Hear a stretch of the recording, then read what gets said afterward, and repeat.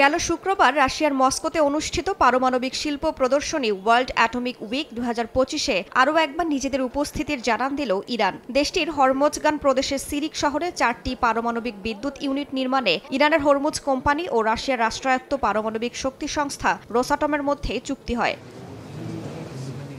রাশিয়ার সঙ্গে $25 বিলিয়ন এই ঐতিহাসিক চুক্তির আওতায় সিরিক শহরে 500 হেক্টর জায়গায় এই 4টি নতুন ইউনিট নির্মিত হবে। প্রতিটি ইউনিট 1250 মেগাওয়াট বিদ্যুৎ উৎপাদন ক্ষমতা নিয়ে প্রায় 5000 মেগাওয়াট জাতীয় গ্রিডে যুক্ত করবে।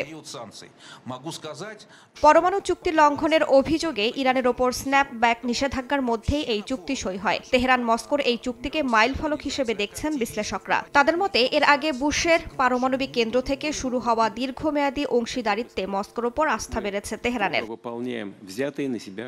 ব্যাপক বিদ্যুৎ ঘাটতিতে ভুগতে থাকা ইরানে বর্তমানে বুশের শহরে একটিমাত্র পারমাণবিক বিদ্যুৎ কেন্দ্র চালু রয়েছে। এটিও রাশিয়ার তৈরি, যার উৎপাদন ক্ষমতা 1000 মেগাওয়াট, যা ইরানের বিদ্যুতের চাহিদার তুলনায় অনেক কম।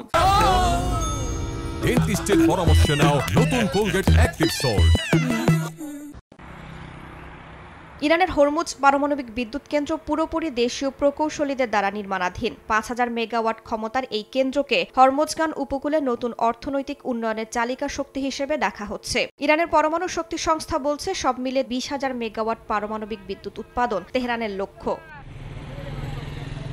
পশ্চিমা চাপ ও প্রযুক্তিগত অবরোধ সত্ত্বেও আন্তর্জাতিক অঙ্গনে বৈধ ও শান্তিপূর্ণ পারমাণবিক সহযোগিতা অব্যাহত রাখতে দৃঢ় প্রতিজ্ঞাবদ্ধ তেহরান মস্কো। এই প্রেক্ষাপটে রাশিয়ার অংশীদারিত্বকে দীর্ঘমেয়াদী ও কৌশলগত বিনিয়োগ হিসেবে তুলে ধরা হয়েছে। বিশ্লেষকরা বলছেন, আন্তর্জাতিক প্রদর্শনীতে অংশ নিয়ে ইরান এখন নিজেকে প্রযুক্তি গ্রহীতা নয়, বরং পারমাণবিক শিল্পে উদীয়মান শক্তি হিসেবে নিজেকে প্রতিষ্ঠা করতে চাইছে।